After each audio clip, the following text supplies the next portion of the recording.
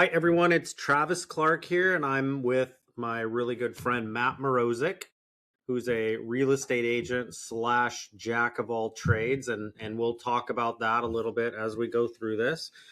And this is our first podcast that we're starting, and we wanted to start it off kind of with each other, kind of the journey of meeting in real estate, becoming roommates, becoming very good friends and kind of just have a little bit of a conversation real estate, sports, life, whatever we can chat about. And Matt, I just like to hear a little bit about how the hell you made it from Chicago to California. And congrats on that before, Yeah. because it's pretty cold out there right now, I hear.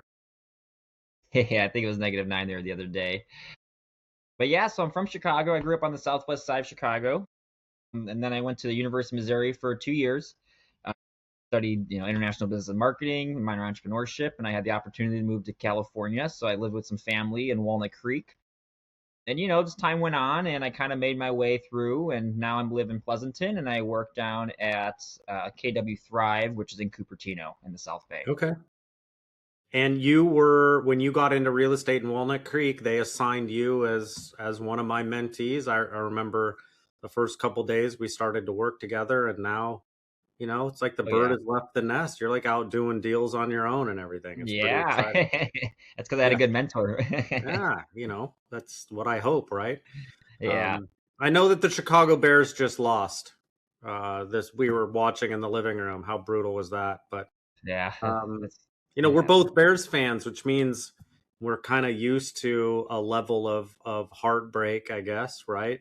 And what are your thoughts on being a Bears fan in regard to how it has helped you develop a, I guess, higher pain tolerance? Like if a deal doesn't go through or if you don't get something that you really want. I mean, I feel like we've been through this so long that, like thick skin, that term thick skin. How do you feel the process of being a Bears fan has toughened you up a little? Yeah, I would say it definitely teaches a lot to patience, perseverance, right? Things that it takes time. Slow and steady wins the race. I always tell my mentees that in real estate. It also teaches you, you got to keep moving forward and you got to keep rebuilding until you get what's right. It's things that we lost this year. But after years of building it up and everything like that, and the coaching and everything, and making sure everything was right. I definitely think there's a lot of connection between being a Bears fan and everything, and you have to have right. You hope that the next one's better, right? We hope that next year is better than this year, and you always hope that something's better than the next. So I definitely think it teaches us some lessons.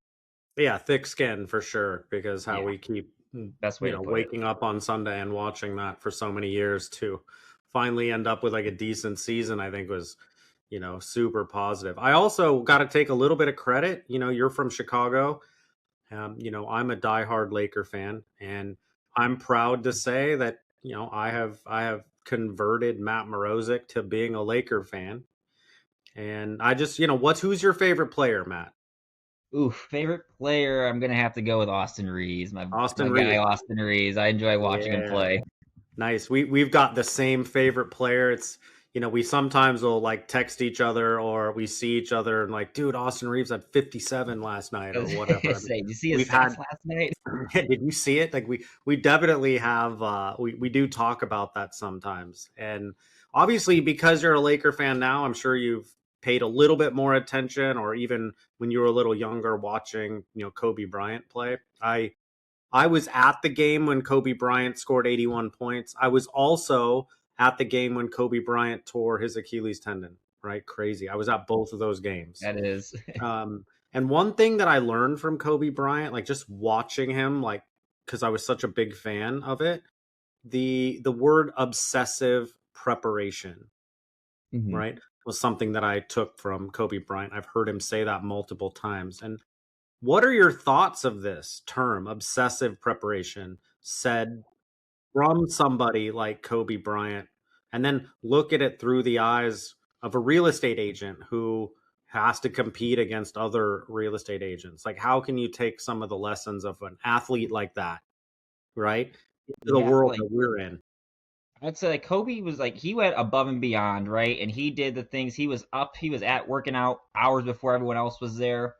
After games, people would be going out to the clubs. Where was he at? He was at the gym practicing. So I think, and it's the real estate agents who show up every day. It's the ones who are up at 8:30 on the calls. It's the ones who are answering their clients' phones at 11 p.m. when they're getting calls about deals or trying to save deals and everything like that. I definitely would say that that has something to do with it. And it's a grind, right? It's a grind out there. It's going out there, and you have to outwork everybody. I mean that's one thing that I can't remember the quote specifically, but you always say like you have to outwork. If you don't you have to outwork you, and for instance, to be successful in this, and you work hard. And I think Kobe's thing was he just outworked everybody, right? And Yeah. it showed, and it shows in the industry also. Yeah, and he got to a point where there was no one left to chase, which is like when you hit the pinnacle of something and there's no one left to chase, and then you're still chasing it or you're still pushing. I think he was one of one. I mean, I know there's other players that say maybe Michael Jordan was better or maybe LeBron James is better. I'm unsure. Like, Kobe Bryant was more of a team player, I think, than either of those two. And there were scenarios where I think he could have done much better had he been more selfish, right? But in regard to overall work rate and what he accomplished, I think he was one of one. And in real estate right now, I have a couple people that I'm chasing. One of my productivity coach, Jason Moon, I feel like I'm chasing him all the time. I want to do as many deals as him, right? Hmm. I want to make as much money as him. I want to own as many rental properties as him. And so I think it's important in this business just to find someone and chase it. The interesting Because it's thing something to about aim for. Hmm. the interesting thing about Kobe Bryant, like, what are you chasing when you're at the top, right? Um, but I think that term, right, is super important. Obsessive preparation, because that's what you're competing against in this business. There are Yeah. some really talented people who work really hard, and I think sometimes it's interesting just to have a conversation with a fellow, now a Laker fan, right, about the bet, and then Yeah, trying to become the best, right? no, it's I want to talk true. about culture shock a little bit right Uh-huh. now with you. You came from the Midwest. Midwest is, generally kind of it's just seen as blue collar, or the Midwest is kind of a really friendly place. Everybody has Midwest manners. What do you think was the biggest culture shock coming from the Midwest to California to do real estate or whatever you were planning on doing? What do you think was the biggest shock for you? Yeah, like for real estate, for instance, the biggest shock was probably the prices for the square footage, just because it is the most expensive, places to live over here in the Bay Area. So, in the Midwest, what you can get for $1 million house there versus $1 million house here, there was no comparison, like no comparison at all. Dude, So, my sister, Matt, my sister and I bought a 4-bedroom house in Michigan for 79K. yeah, I'm that's, I'm unsure if our garage is worth 79K. I think yeah, I our would garage say, is worth more. Yeah. yeah, Um no, so actually, the if you think about it, prices I think were a shock to you, right? Like that there are here, but yes. you get what you pay for, right? Why do you think people pay the money to live in California, right? It's You can sunny. enjoy it all year Yeah. round, like, and I love Chicago, but it's the summer. That's pretty much the only time you get to actually enjoy outside. Otherwise, besides that, it's cold or it's rainy or something. We're here. I mean, it is 70 degrees till November, right? And Can you even can it's you just even go outside right now in Chicago? I wouldn't. Yeah. I think it's literally 0 degrees there right now. So Yeah. So it's kind of just the weather, the pace of life, different things like that, right? I think yeah. we're kind of yeah. And also now, moving from being a Bulls fan to a Lakers fan, it's been a big shift for you. Yeah, Oh yeah. Um and even when you'd go and watch Bulls games, I used to see like the pictures you'd take, and it was when Alex Caruso was on the Bulls. So you were taking pictures and videos of a They're former always like, Laker. or So I yeah, knew that they're it always was like, like built. Yeah, I knew it was like built in. yeah, it was. Prior to becoming a real estate agent, well, let me backtrack a little bit and just say, in this business, there's a large, you know, turnover rate, right? A lot of realtors get in and then they can't stay in. So, I think the failure rate is say 70%, and 1 or 2% of realtors really become you know, really producing, kind of mega agents, right? And there aren't very many real estate agents that graduate from high school and go, "Oh, I'm going to be a real estate agent." Like, how many of those people do we know? I think 95, 98% of all real estate agents we know slid into real estate after doing something else. I used to be a Division 1 and Division 2 college soccer coach, right? And even odd and end jobs. I was a handyman with my uncle, right? I ran a sports program at a gym also, right? And and then I became a real estate agent. I know your story is a little bit unique because you had some odd and end kind of handyman type jobs. um, Tell me a little bit about the jobs you had, prior to or even during real estate, and Yeah. let's chat about that a little bit. Yeah, so for about 4 years, I built and maintained koi ponds all throughout the East Bay, Walnut Creek, down to yeah, even down to Pleasanton, honestly. So all over the place. I learned a lot about the areas that way. I did that for 4 years, and that's actually how I got the intro to real estate. As one of the clients was a realtor, and that's kind of how that worked out eventually. I also drove a Zamboni for 2 years. That's one of those one of those weird, odd. I promise you probably won't meet another Zamboni driver. And A that was a fun Zamboni one too. driver is the machine that you know Yeah, it's the machine on cleans the the ice rink. ice on an They do ice rink. before Yeah, there hockey. aren't many Zamboni drivers out there. Also, when I met you and you said I'm a professional koi pond maintainer or cleaner, I was like, "What? I'd never even heard of that job before." Didn't I mean, I knew that people had to. I didn't know it was like a full time thing. Like Yeah. like yeah, kind of. And then what And then else? You Ubering do Uber, also. right? You drive Uber too. Yep, Ubering. I've done that for some time. That one's pretty fun. It's great for talking to people and stuff like that. So all different jobs, but they all served a purpose, and they all pretty much led me to where I am at today. So I'm grateful for all Yeah, those and I opportunities. think a lot of real estate agents start out kind of part time in real estate, and they're doing Yeah, one or two other little things until they kind of catch their foothold in real estate and kind of can slide more into it full time. I think there's a lot of people that do that, and um, I think real estate, you have to have like a hunger for it. You've really got hmm to be driven to try to go and do it. And the fact that you've done all of these little things, like in order to keep yourself floating, yeah, during COVID, for example, or hmm whatever those scenarios, I think have helped you grow a little bit of thick skin, right? yeah, A little bit of resilience. And you can see that when you're in conversations with clients, right? Or when I see you working to prepare for a listing or whatever. That leads me to this, right? It's kind of what separates a lot of real estate agents. I'll be honest and say I think there's a lot of lazy real estate agents.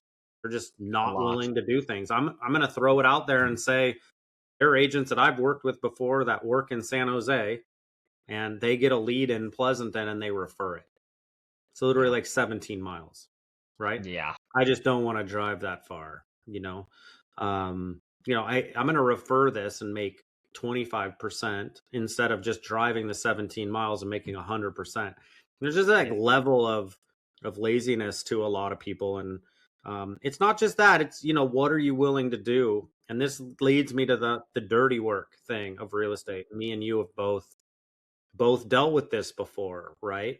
And Yeah. what are your thoughts on like things that you have to do that maybe other real estate agents might not do, that Honestly, might help your client that we have I done? would I would say showing up is probably the most important one, right? You have to show up for your clients, and you have to go the extra mile. That's one thing that's going to help you stand out in this real estate business. And a lot of agents do not go the extra mile, right? They don't go the extra mile to make sure the garage floor, something as simple as the garage floor, looks fresh and clean, right? They don't go the extra mile to make sure the fence looks clean or there's new mulch or, paint on the walls and stuff like that, repairing holes in the wall, right? I don't think a lot of realtors are willing to do that. And the ones who are willing to go that extra mile end up lasting the longest in this business just because they're willing to go the extra mile and do the things that most agents aren't willing to do. And it does stand out. Yeah, and we're talking about, it's not ideal, it's not something that we want to do in an ideal transaction, but you and I both, we've worked co listings before where just the seller kind of ran out of money, but Yeah. we still had Things to put happen. Hmm. we still had to put bark in the front yard, right? We still had to paint the fence. We still had to. So it's one of those scenarios where, and I say this all the time, right? You either do it or you don't, and if you Yeah. don't, someone else will. You hear me say that all the time, right? Yeah, it's true. Um, and so I think, especially when you're just getting started in real estate, right? Be open, right, to work an open house wherever an open house is. I mean, within Yes. reason. I'm not driving to Fresno to work an open house from here, Yeah. but I'll drive to Brentwood. There are people in my coaching program right now who say, I don't want to work an open house outside of San Jose. It's like, but you've Yeah. never done a deal before, right? Yeah. So be open to expanding your range of services, and then Hmm. as you get good or as you learn the business, right, narrow in maybe to San Jose or Santa Clara, right, something like that. I think Definitely. that be open to doing the hard things at first, and once you become a superstar, maybe narrow into one little neighborhood. What I really Yeah. appreciate about you, Matt, right, is you're willing to do whatever. You and I had an appointment with somebody just now in Oakley. Then he said, why don't you drive down to Morgan Hill and check out my house? Because we're in the process of potentially listing one of his properties. And, you got in your car, immediately drove down. There's just not many people that are going to make that drive. I think To that hop was in an their car hour and and drive 45. 2 hours Yeah. for a maybe, that's Yeah. for a And maybe. I'm not saying it's for everyone, but it's kind of our Hmm. brand. Let's be honest. We're just going to work harder than everyone else. Um, some people would say, well, Travis, why don't you work smarter? Okay, I agree with that. Maybe I would make more money if I just hired people to do these things. Yes, that's a valid argument, right? Hmm. But it's not my brand. It's not who I am. I am a No. blue collar real estate agent, right? I'm going to do all of the things that other agents aren't willing to do, right? And I'm going to provide my clients or your clients, right? Both of us are going to provide people with a 5+ star experience. And I think that that's really important. And you got to get willing to like kind of roll up your sleeves, right? I've Oh, watched definitely. you learning curve. I'm going to talk about a learning curve here. I've watched you grow from being a mentee to like a mid-level producer, right? What is the hardest lesson or feedback that I've given you? Any feedback or lesson that that you've taken in the most and that you use?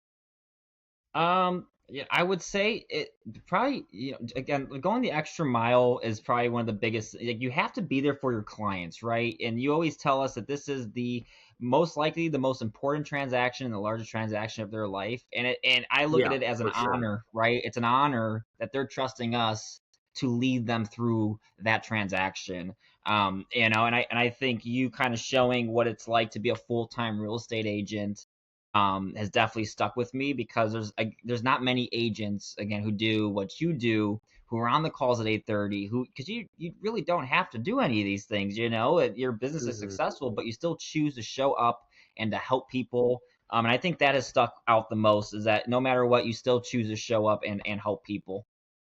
And for me, like when I was going through it, like just getting started, or even how I operate my business now, I would use the word grind, the Hmm. term grind. Right. I learned that, I think, from my uncle, Tom McNeil, who was a high volume real estate agent in the San Luis Obispo area. He was a general contractor and a real estate agent. So if his client had to have some repair done on the house, he could do it. He's a really handy guy, right? Hmm. But right now he has hundreds of past clients that he still communicates with.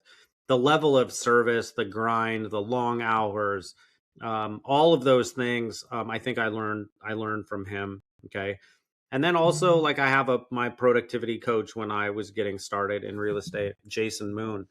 He's probably one of the most successful agents in the East Bay, right? And he's the one I'm chasing, right? I talked to you a lot about this, that Yeah. I'm trying to keep up with them, right? I got Hmm. really close last year. I think we were like 50K or 40K off, but I got pretty close one time. But just how he carries himself, right? He's a pro, right? He is. He is And very professional. the grind that he goes through, right? The I got into contract with him once on the buy side. And it was a lesson for me. I'd done like 50 transactions and then I get in contract with him. Well, first of all, he just destroyed me in the negotiation process, right? Like, man, he got my client up to like a high number. We worked really hard to try, but I mean, I learned a lot from him in this transaction. Yeah. And learning from people like that, learning and seeing how other people do it and be really successful, I think is something that more agents need to do. Find someone that's better than you and then 100%. follow them and then Hmm. copy what they do. Don't have to create a whole bunch of new stuff, right? Yeah. Find out who does something that you're interested in really well and then copy it, right? Yeah, definitely. All right. So I know we've talked a lot about business, real estate, grinding, where you came from. Now you're a Laker fan. This is amazing. I love it. All right. This or that, Matt. This or that. Would you rather see the Bears win the Super Bowl again? Or would you rather list the most expensive property in Antioch, California? Oof. Bear down. I want to see Bear that Super down. Bowl trophy in Chicago. All right. All right. Courtside seats at a Laker game, number 7, game 7, Laker seats, or a guaranteed $50,000 commission check. Oof. So I'm gonna say that those courtside Lakers seats at a game 7 would be worth more than the 50,000. So I probably would take the seats, go outside, scalp them, and then make a profit and turn them for a Oh my profit. god. Okay, I so probably could make 10 to 15K like profit. you're deal making on a this or that scenario, right? You would take the tickets, sell them for a profit. Okay. Yeah, that's like doing two Um, transactions then. yeah, we watched this Bears game with each other 2 3 days ago. Brutal, right? At the end Yeah. of the game, Caleb Williams, who had a great season, throws an interception when they were driving to get the winning field goal, and then the Rams went down and just scored right away, right? Yeah. Would you have rather seen Caleb Williams not throw the interception or have one of your buyers or sellers get into contract? I'm gonna stick with the bear down. Get it down. All Bear right. down. I mean, your client will get into another contract. Exactly. And the thing is, like, I got to be honest in a full disclaimer. Matt is from Chicago. All of his friends and family live in Chicago. And had he answered that question any differently, I think you'd have got a bunch of crap from people in Chicago. Probably. I think if people in Chicago weren't listening, you might have said client or contract. But Yeah. hey, I get it. There are a lot of things that I myself would give up in order to see the Bears win a Super Bowl or to see the Lakers win another title. And um, yeah, Matt, I really enjoyed our conversation, dude. And I Yeah. think you're doing great. Hopefully some Thank you. people took some things from our conversation or enjoyed it even a little bit. Yeah, learn a You little bit more are about them. a um I think you're an example of somebody who is going to get where you're going, in that Hmm.